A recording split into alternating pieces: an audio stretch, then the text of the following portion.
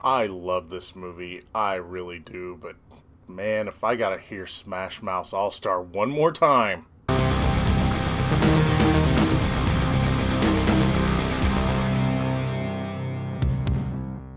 Hey everybody, what's going on? Today we're going to be talking about a movie that's probably more of a cult classic than anything. Today we're going to be talking about 1999's Mystery Men, starring Ben Stiller, Janine Garofalo, William H. Macy, Hank Azaria, Kel Mitchell, Paul Rubens, Wes Studi, Greg Kinnear, Jeffrey Rush, and others that show up, and some in cameos and some as other characters.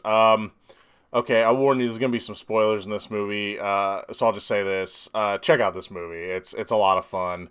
It's really silly. Some things haven't aged very well, but man, it's still a really fun movie to check out. What we have with this movie is you have a city that is protected by a superhero, Captain Amazing, played by Greg Kinnear, and he is basically a Superman type character.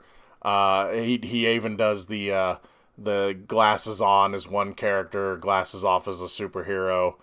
Which, by the way, Ben Stiller's character is like, I know they're the same person. And everyone's like, stop it, just stop it.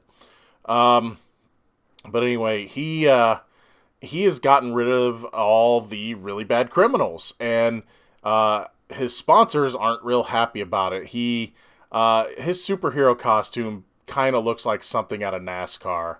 It's full of logos and everything. A clever way to get product placement in a movie. So since his ratings are down and his sponsorship's down, he decides I need a villain.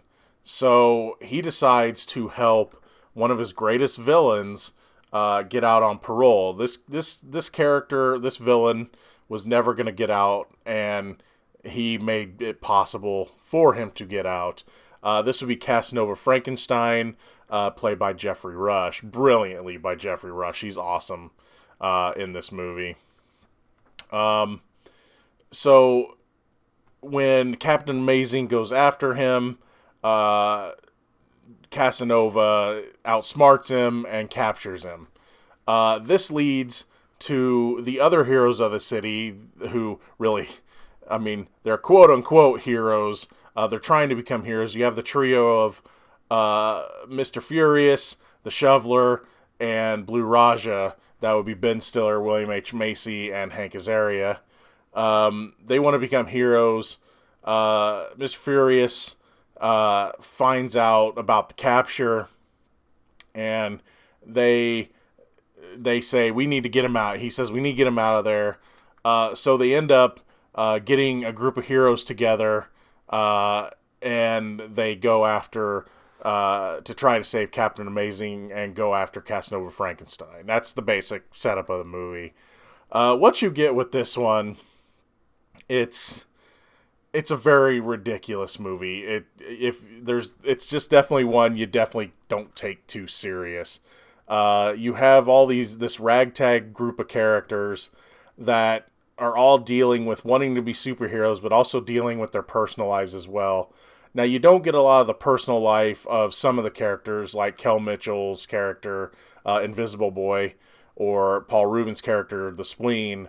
But when it comes to Ben Stiller, William H. Macy, and Hank Azaria's characters, they kind of deal with their life outside of superheroing.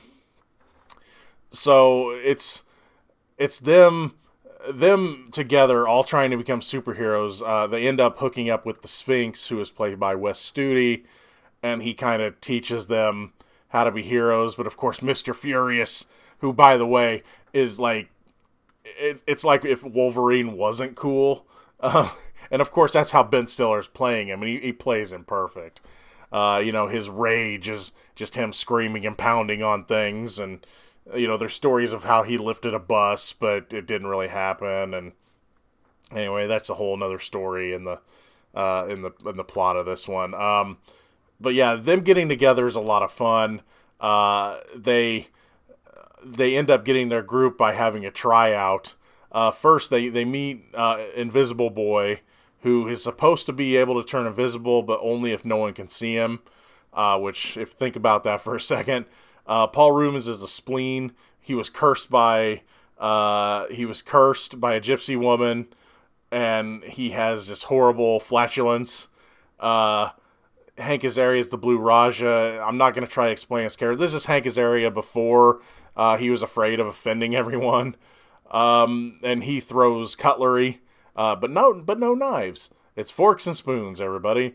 William H. Macy's the shoveler.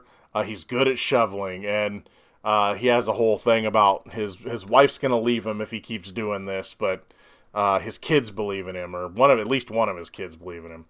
And then Jeanine Garofalo's the bowler, and she has like a magic bowling ball that is her dad's skull inside of a bowling ball. So them getting together is a lot of fun, and of course there's a lot of growing pains of them being on a team. They have to learn to be on a team and to work together, and it's a lot of fun. The villains are also a lot of fun. Again, Jeffrey Rush is fantastic as Casanova Frankenstein. He's just really eccentric, and his comedic timing is perfect in this. Eddie Izzard is Tony P. And I think it's Praz. Is it Praz Michelle or Praz Michael is Tony C. They are the Disco Brothers, and they freak out if people tell them Disco's not dead. Tom Waits plays Doc Heller. He's kind of like the tech, the weapons maker tech guy that kind of becomes in the part of the group. So you also get some cameos. Just one I'll mention is Doug Jones. Anytime Doug Jones shows up in a movie, I love it. The action in this is a lot of fun. A lot of it's pretty silly, and it's supposed to be. It's not overly violent, but a lot of people do get, shot and stuff. So, but it's definitely a fairly safe movie when it comes to the action and everything. Greg Kinnear, I do got to mention him. He's a perfect douchebag version of Superman. Now, I wouldn't say he's like as good as say like Homelander, but that's on more of the serious side. Greg Kinnear is the douchey Superman on the comedic side because he's perfect.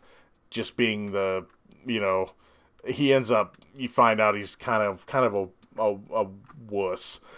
He begs for his life and everything, and it's pretty funny. There's also a love story that's kind of crammed into this for Ben Stiller's character. It works as a way to move the plot forward.